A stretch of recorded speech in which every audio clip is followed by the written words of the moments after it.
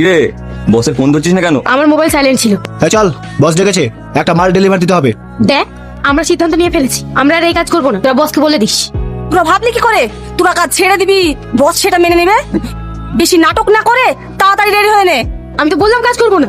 চাবি নি, এই নিয়ে যাও রেখে।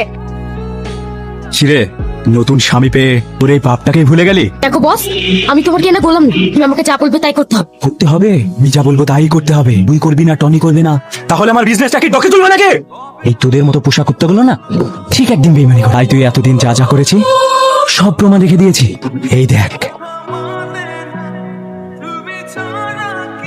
মায়া, এক গ্লাস পানি নাই তো? কিরে নিয়ে আয়। কি বার বাড়িতে নেই নাকি? কোথায় গেল বা? বস, হ্যাঁ বস।